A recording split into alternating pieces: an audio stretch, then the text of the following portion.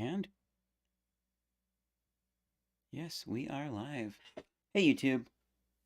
So in this video I want to talk about something that I learned recently. I have Grammarly installed, which is nice because I'm not perfect with grammar. I'm not the best. There are a lot of things that I don't know about. Like recently, and this isn't what we're going to be talking about, but recently I looked up the semicolon and the colon just to remind myself of what those did. At one point I had heard it, but I'd forgotten just to, what do those do? Because I'm not entirely sure. I haven't really used them, but if I know how, I may start using them if it works for my writing. And, yeah, and that was partly because I'm writing a section of my fictional story where I'm helping another fictional character who's younger than me with writing stuff. And so I want to just look that up and refresh my memory. But the biggest thing comes with Grammarly. I was starting out mostly ignoring its suggestions for my 47-page story, which I'm not even going to bother with its suggestions for my journal because that needs to be the way that I wanted to write it and whatever. But the main reason I was kind of ignoring some suggestions was this one right here, where it's suggesting add a comma. But then yesterday, I noticed a suggestion that caught my interest. And so I looked at it, and there was a more button, and I was able to read more. And I'm like, I like that. That's actually really good. So I took its suggestion. And some things I know are stylistic choices. I know that Grammarly doesn't always get everything right, and it doesn't get the context of some things. I've seen that a few times. But with this one, this got me curious. Why? So if we do this, click on this. Here's that you are making a punctuation mark after the interjection yes, or missing. Consider adding a comma and reading the word yes, hey, or gosh, or short phrase, oh my goodness, that expression some emotion, not grammatically related to the sentence that follows. The interjection by exclamating story incorrect. This didn't really help me here, but what we're talking about is the direct address comma. And so at first, I was like, I kind of don't like it. And here is why. So let's close Grammarly for a second here. If I go here.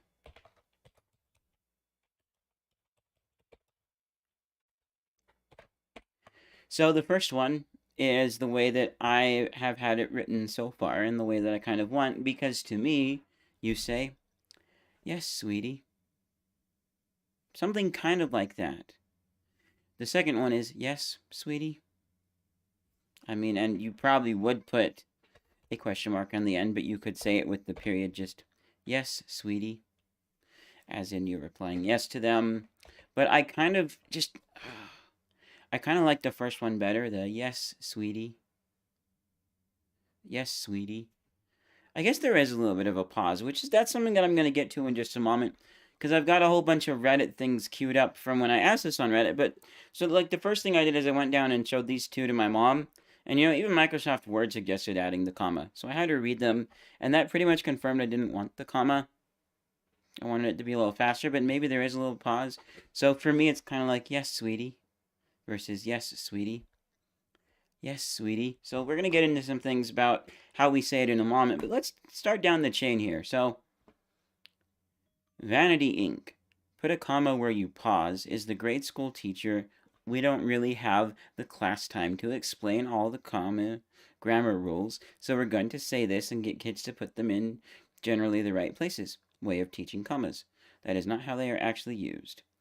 Which I think that's actually a really good example of that. And, I'll say that I was homeschooled. Some people might bash on that because, my use of commas and my questioning of this whole thing, but seriously. Oh, and by the way, let's just do this really quickly. So here's my original thing so you can see what I asked about. I'll let you just read that and pause if you want. We're talking about what's down here. So yeah, I think that's a really good way of explaining things, and it makes sense. And I think it's actually a really good way to get kids started with this sort of a thing. And I kind of use commas that way, but I'm starting to learn more about punctuation and things like that because I want to know it.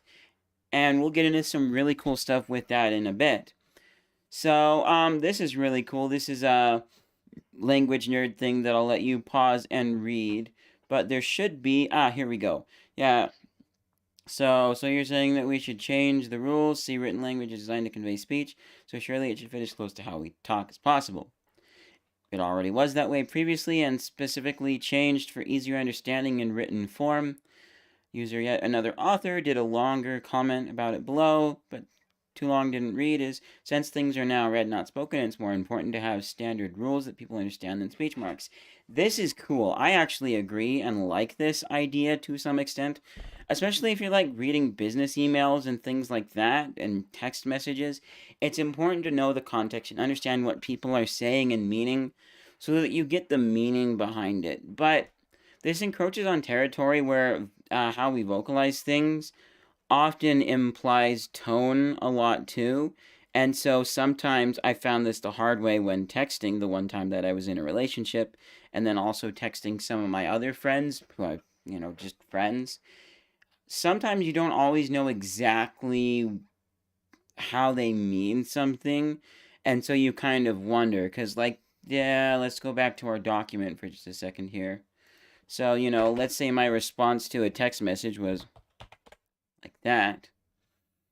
And it depends on what I've said. It could be, yes, I agree, or yes, I agree, okay, fine, whatever, or yes, like they're angry, which they'd probably have an exclamation mark afterward. But I don't have a better example, but there are so many things that you can read so many different ways. And I wish I had a good example, but ultimately you just read something and it can be like, oh my goodness, no, I've made them angry, or oh, I've hurt their feelings and made them sad when you haven't. And having vocal inflection and things is, yeah, it makes conversation, I find, a little easier.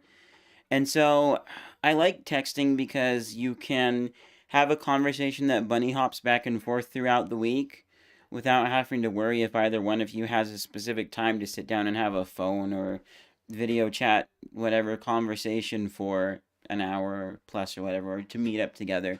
So this is really cool. I like these last two things here. Go ahead and make some space. So moves us on to grammar is not a style choice. And a comma doesn't always indicate an audible pause. It might sound wrong to you, but the thing is, if you leave it out, it looks wrong to a reader with a solid grasp on grammar. That's true. So there is, what was I thinking of? If I go back almost a decade ago, maybe 7 years ago, I'm not sure when, but at some point, I realized with some of my stories back then, I was trying to get people to see what I was seeing exactly in a little bit too much. If I'm making a movie, then yeah, you kind of want that, especially with my visual mind and conveying things. But then, especially when you think about the final product and people seeing it, they're gonna see almost exactly what you see. Yes, there's room for people to interpret some things certain ways, and oh, what if the ending actually means this and this? But, like, if we speak about how people look and how the buildings look and settings look and things like that, movies convey that rock solid hard. You're gonna see it. Okay? I mean, um, just think about Mark Hamill as Luke Skywalker. Maybe if you listen to Star Wars first, or because they did some audio versions of it, or if you just read George Lucas's manuscript first, you might, and I don't know how he describes Luke in the manuscript, you might not think exactly the exact look that Mark Hamill has, but when you see the movie, you see Mark Hamill, and now Luke Skywalker is Mark Hamill, and it's hard to see something else. And with stories, written stuff, it's not bad to have room for people to imagine things, and that's actually kind of good. And might have been less than a decade, maybe 5 years ago. No, sorry, 7. Seven's probably closer because one of the other stories that I haven't finished yet, and someday I kind of want to sit down and finish. But there's a thing where I used GIMP to make a character, and they looked kind of terrifying. But the way I described them wasn't, and what people kind of sort of loosely imagined wasn't. When I was basically like, hey, friends and family on Facebook, this is what kind of I want people to see. This is what I described. Does it work? And so, Anyways, going back to this, because I want to allow room for people to imagine some things. Oh, because also one more example is, I might have mentioned this in a previous writing thing. There's the humbug from the Phantom Toll Booth. So I had a teacher read it to me because I did attend 1 year of Kimber Academy. They are a private school. So I had a teacher read that story to us, and then I watched the read that story to my family. So teacher read it. I watched the movie. I read the story to the family, and then we watched the movie. So I had drawn somewhere what I thought the humbug looked like, and then there's the drawing in the book, which is different from what I imagined, which is also different from the movie. You got three completely wildly different versions there, but having room for people to imagine some things and how they look isn't bad. As long as you give a general enough explanation, because if you don't really describe someone when it's necessary to describe them, yeah, like, I can see, it's like if you describe someone and people imagine him as an average height, beautiful looking man, but then it turns out that he's 9 foot tall and picks the top of the apple trees in his orchard because he's just a giant. You kind of want to have some explanation of things in there. But so yeah, grammar is not a style choice. I agree with having it that way, but this gets into the how it's being read, which we're going to touch on more in a bit because there are some comments about that. But also there's this. Yes, OP, you've been given conflicting answers in these comments. Instead of arguing the point, I'll just keep this simple. Let's say it was a stylistic choice 100%. Just for the sake of argument, it would be breaking the rules. That's typically what stylistic choices do. Since you made this post, you obviously have some confusion on what the rules are. With writing, you want to have a firm grasp of the rules before you should consider breaking them. Do a bit of research. There are plenty of online resources that will give you solid information on everything to do with grammar. Make sure you're pulling from credible sources. That's my advice. This is also kind of funny right here, which I think I have them listed later on. Because it's like, yeah, well, we'll see. But I like that. I like that a lot. And I have an example down in here, but there's one more thing. I was very confused about whether this was your advice or not until you specified at the end there, thank you, which I like. That was kind of funny, but I agree with this. I don't have a writing example, but I do have a really good film example that so in film, because that's one of the big things that I want to do with my YouTube channel is make more short films and things like that. I learned when I took the filmmaking merit badge, there's the 180-degree rule, where if you're filming something from one side, you never just suddenly film it from the other side. So the example given was a football game. It would be confusing if you're filming from the south side of the field and then you flip to filming from the north side, because then the teams would be going opposite directions. That would just be confusing, right? But then I forget who, but somewhere in one of the YouTube videos I watched on film, someone said that if you know how the rules are used, what they're for, then you can break them. And I think this is a great example. If I wanted to create confusion, then absolutely I would just start filming 180 degrees from where I was before. I could use that to my advantage to create confusion in the football game or in anything. So the same thing applies with writing. If you know the rules, then I think sometimes breaking them could be to your advantage for certain things. And I think that really applies to almost anything that you do, really. And I mean, this knowing rules then kind of bleeds into, like, is it a job? Do you have superiors? Whose rules are you following? But if you're just kind of doing your own thing or following general rules for a craft, if you know how to use the rules, what they're for, then you should also know how to break them and when it's okay to. So yeah, it's a comma of direct address. Let's eat grandma versus let's eat grandma. Please don't eat your grandmas. I also like don't eat your grandma's what? Is this Arsenic and Old Lace? Basically, it's people are just like wondering what are we, somewhere down here someone's, yeah, this is similar to the main example that taught, oh yeah, here we go, grandma's what? The suspense is killing me. Because, this is possessive apostrophe, meaning that grandma owns something. So, I don't know, like maybe please don't eat your grandma's pills or whatever. I don't know, because our second Old Lace reference, but I get that. I don't get the Thanos reference, but so that was cool, and that's what this is, comma of direct address. And this is a really good explanation of it. So the comma is telling you that the stuff beforehand is directly addressing this person. So the first one sounds like we're going to eat grandma. The second one sounds like we're telling Grandma that we are going to eat. We are inviting her to come eat with us. We're letting her know that dinner's ready. I had heard this before. I had just forgotten about it and didn't know it was part of this thing. And that's why you see me saying it like quite a bit. Best example I've seen, but there's also a John example we're getting to in a moment here that I also like as well. And this is big for me. Seeing examples is important. And actively like using the stuff as I write it is important. Because like just with the regular spell checker that's been around for decades, somewhat on my phone, but also on my computer with writing. Anytime I misspell something, I'm always looking at how it's correcting it to how I spelled it and trying to learn for next time so I spell it right. I don't want to just rely on these things to do the right spelling. And so I'm thinking with Grammarly, I'll be taking a similar approach where I'll be trying to learn the stuff as I use it and actually, what's the word? Actually take it to heart and just use it in the future. So we had this one in there twice. Was there something else? Oh no, this is different, right? So, let's eat, Grandma, isn't really said without a pause in conversation, but written without the comma changes the literal meaning. So there I read it a little fast. Let's eat, Grandma. There is a slight pause.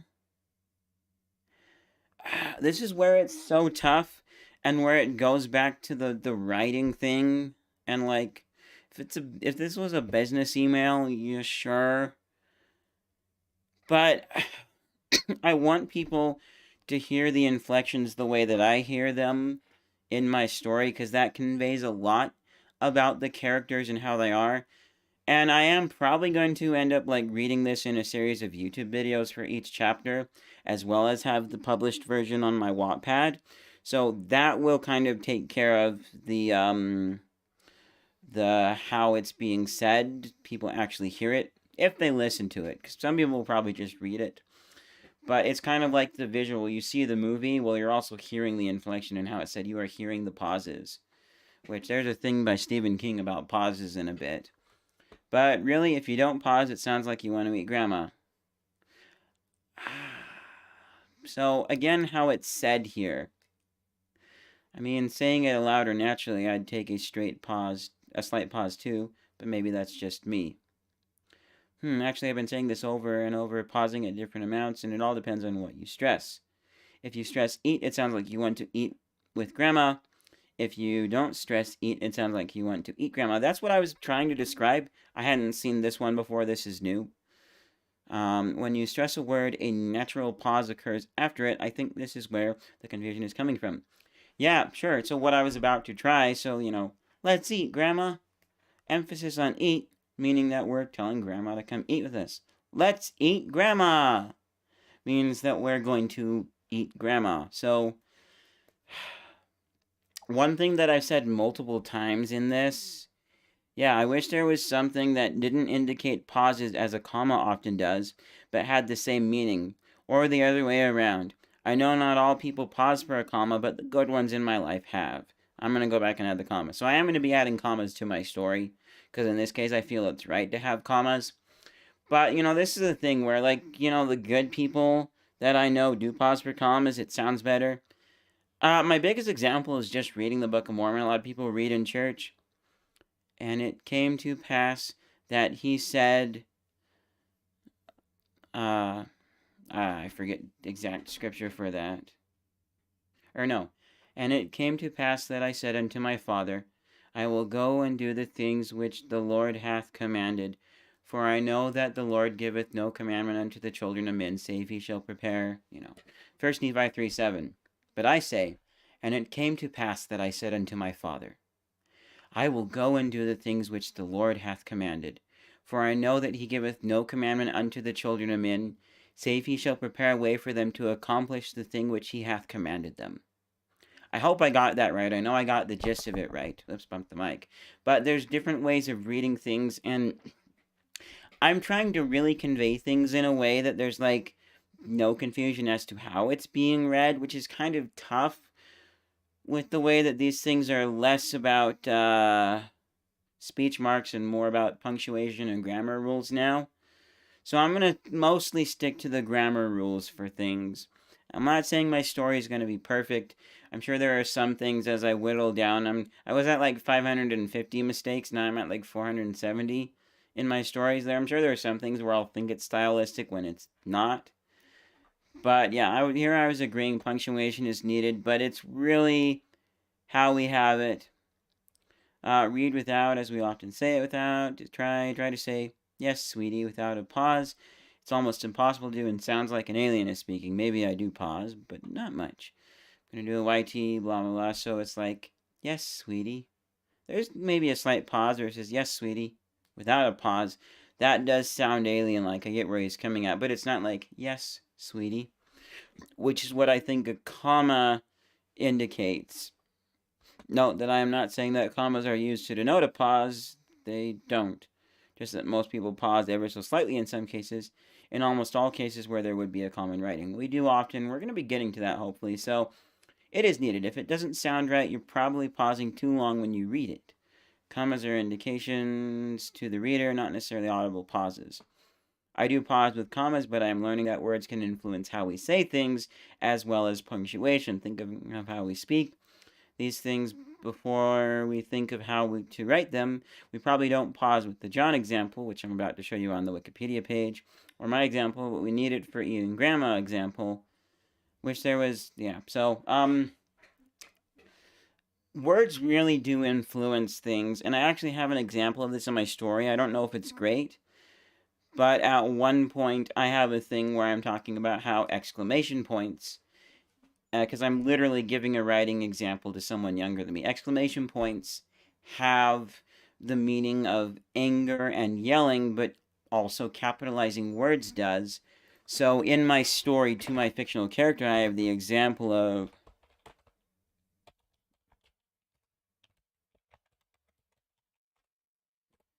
period, or you could put an exclamation mark at the end.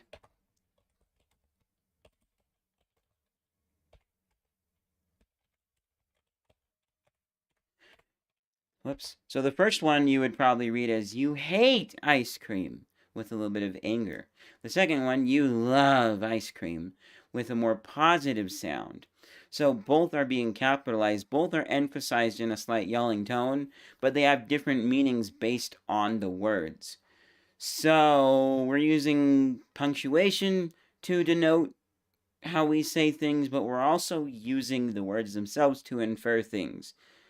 Oh boy, that can make things a little tricky and complicated, and I understand why certain people have trouble with this stuff.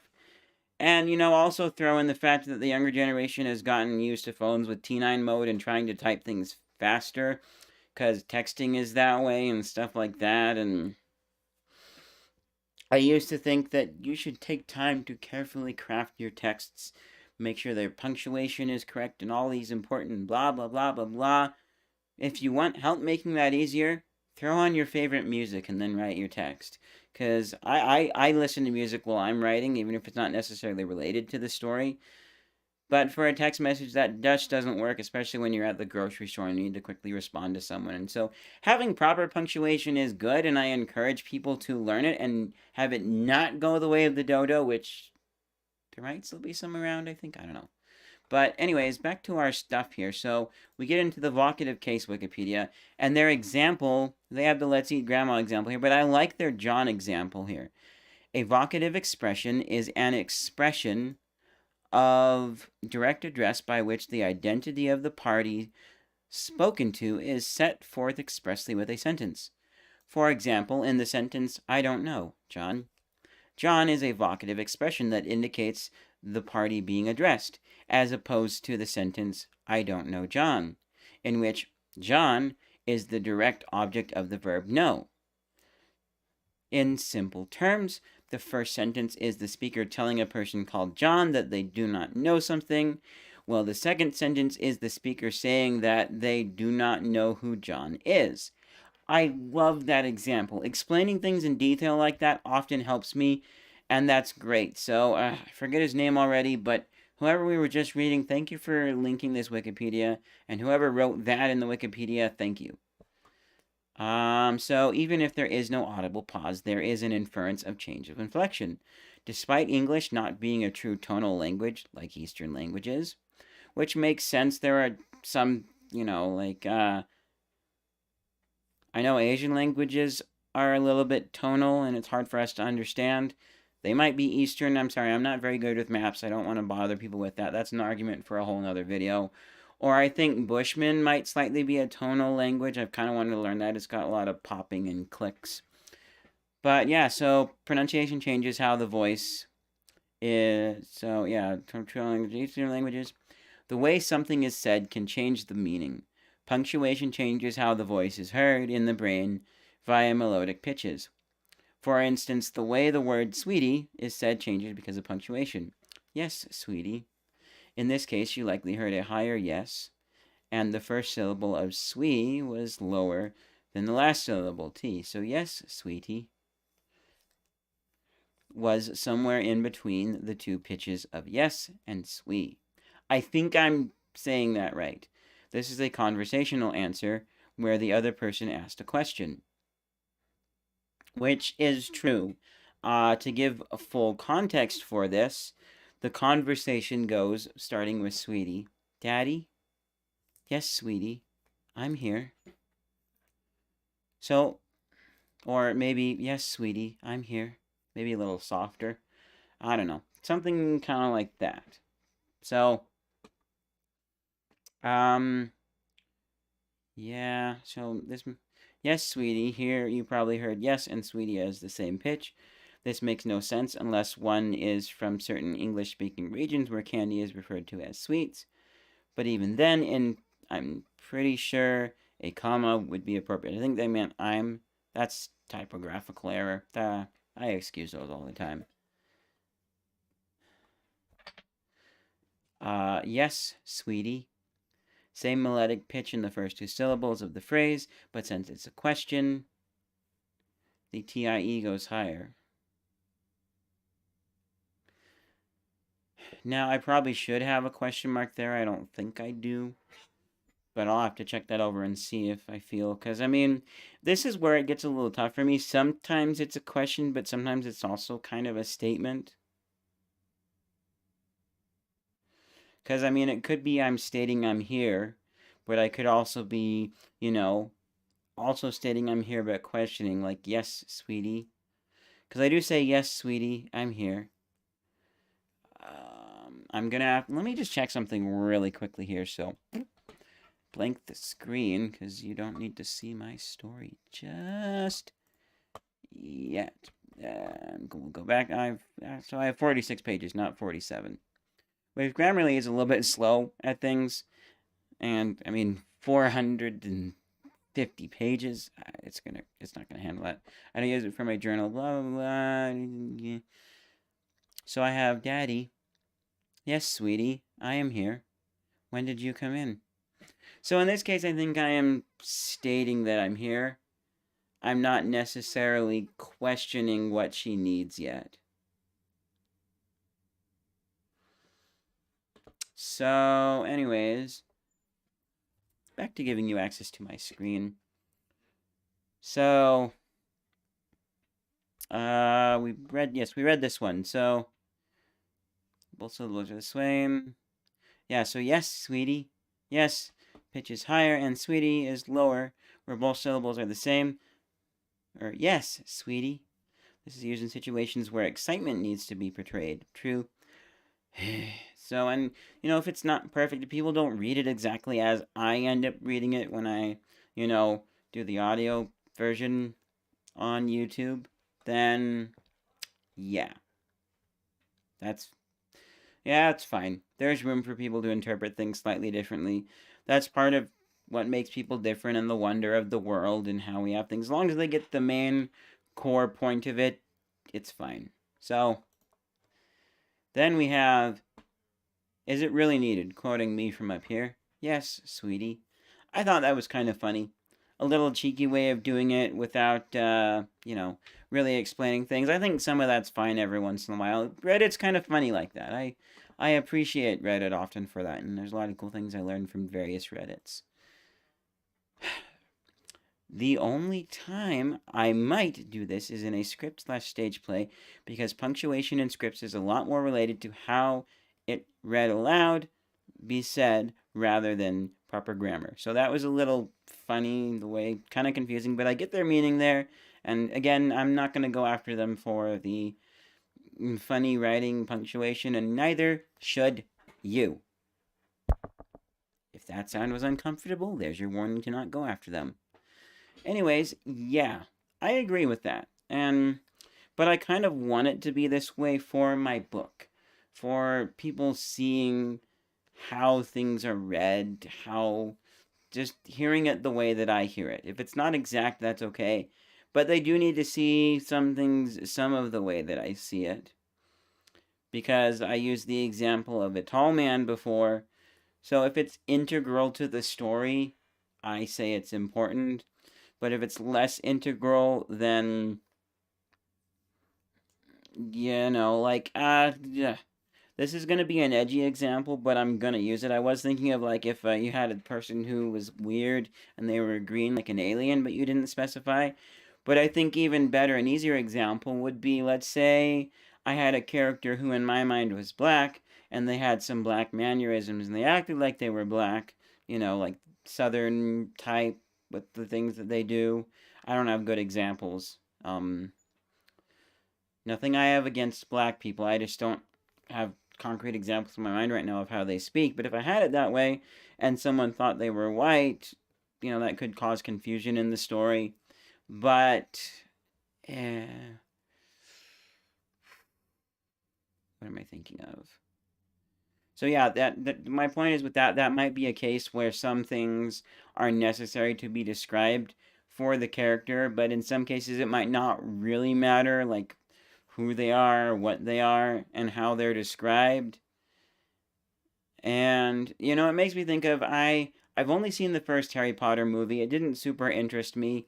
I'm fine with some of my friends talking to some things with me about it, but for the most part, yeah, it was okay. There were some things I didn't like. That's for a whole nother video. But at one point, I remembered hearing that J.K. Rowling wanted to redo the Harry Potter movies and make Hermione Granger black.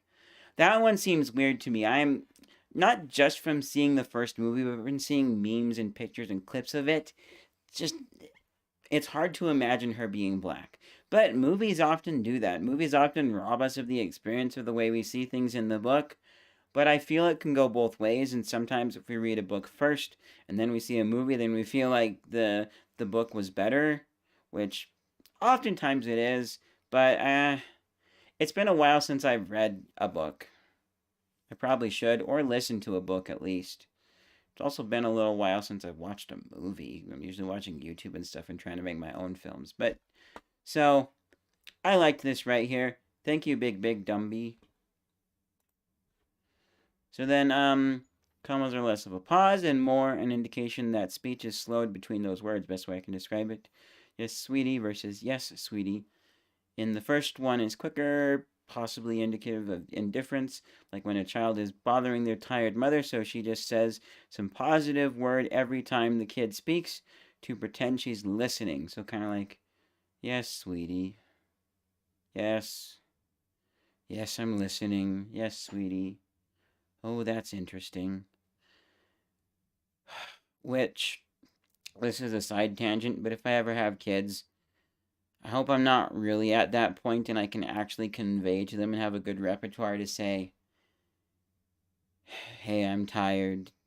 Can we please talk about this later? I want to hear what you're saying, just not right now. Please, here's a hug. I'm kind of writing some of that into my story.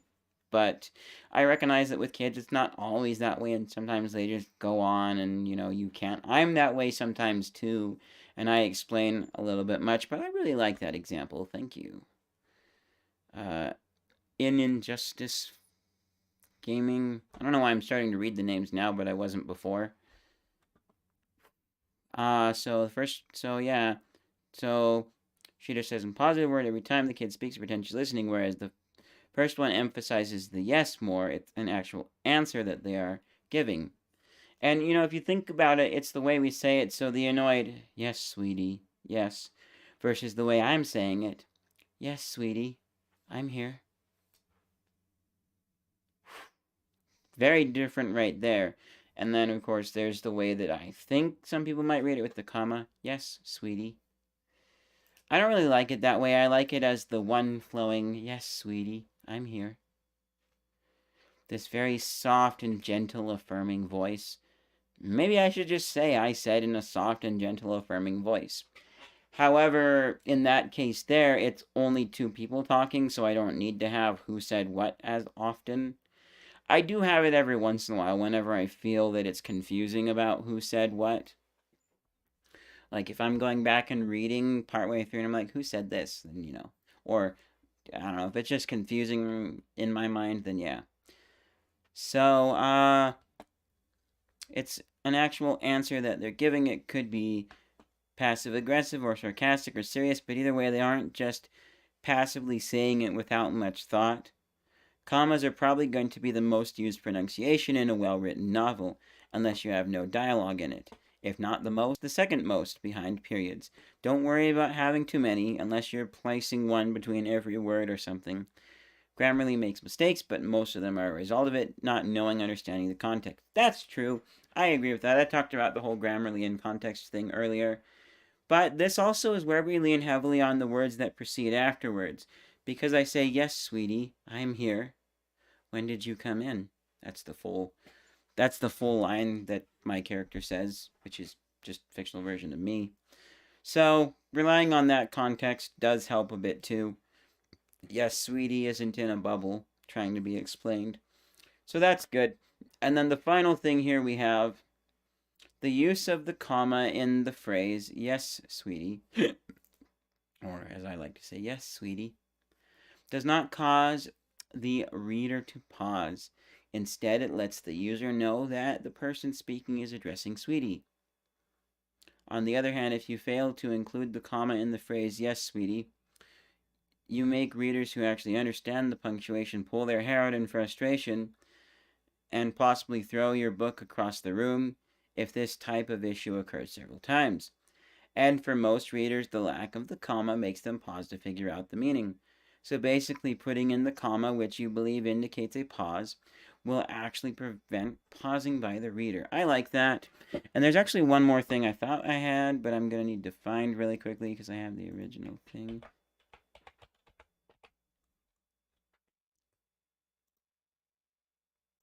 Perfect. So, anyways. So yeah, I like that right there.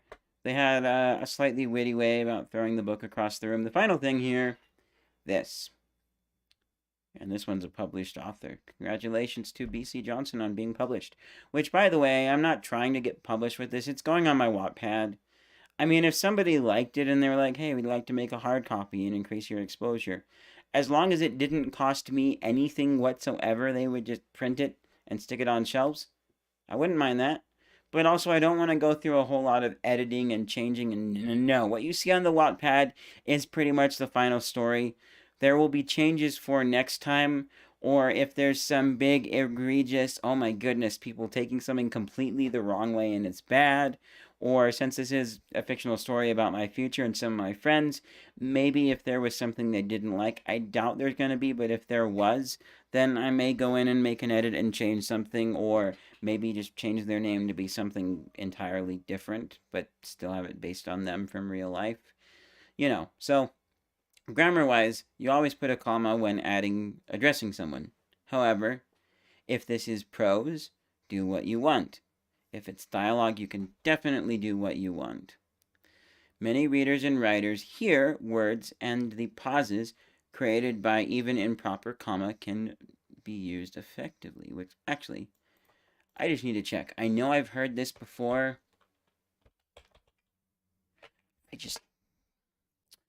Written or spoken language in its ordinary form without metrical structure, a short story in prose. Another term for sequence, sense 4 of the noun. Talk tediously, prosing on about female beauty. Dated, compose in. What's a prose example, please? Prose is ordinary language that follows regular grammatical conventions and does not contain a formal metrical structure. The definition of prose is an example of prose writing. as is most human conversation, textbooks, lectures, novels, short stories, very... I'm going to have to read up on this later, but I think prose sounds like all the things that you can't really convey with grammatical stuff, but the inflection of the way people read things. It's like, I need better examples than that for me to understand this. I'll get to that later. Don't worry too much about trying to get me to understand prose. You can leave examples in the comments if you want, and I'll try and read them. But so there's a line from The Neverhood said by Clogg, "I know what you're thinking and you can forget it." But you could also say, "I know what you're thinking and you can forget it." I know what you're thinking, forget it. There's different ways of saying that. And it would be there's maybe a way to describe how Clogg wrote it, or sorry, said it, but it's a little tough. So back to this comment here. To quote Stephen King, "If you hear a pause in your head, the comma goes in." See what I did? Oh, I didn't even, I missed it. If you hear a pause in your head, the comma goes in. See what I did there? If you don't, you don't. Now, being Stephen King doesn't make him right, but it also means a great, successful storyteller knows it's a tool that can be used how you want. If the flow and sound of a sentence is more important to you than proper grammar rules, which, I mean, it is for me, then use the commas how you feel them. Just be aware that some people will get upset or confused if you don't use proper grammar. How much that bothers you is up to you. You'll probably get trash from editors about it, so it's going to be a hill you'll have to choose to die on. I forgot that was in there, otherwise I would have copied and pasted somewhere.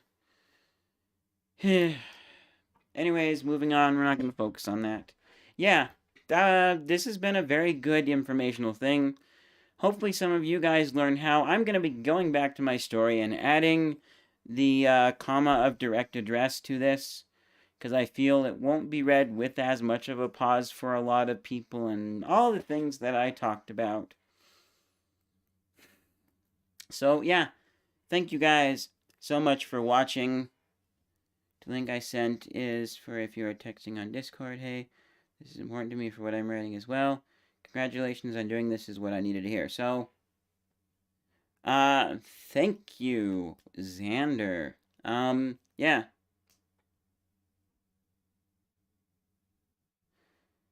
Okay, I'll have to see whatever that link is later. But yes, yeah, this is very good, and hopefully I've enlightened some of you on some things. That's gonna be it for this little writing video. And, yeah. If you guys liked the video, leave a like down below. These writing things are only here and there as I'm writing this story and some other stuff. But I'm not a huge writing channel. I like writing, but I wouldn't say I'm a nerd. I just want to be able to convey my stories in a way that people can read and enjoy them and understand what I'm meaning with them. So yeah, go ahead and check out some of the other variety that I do if you're new around here, and I'll see you guys in whatever's next. Bye!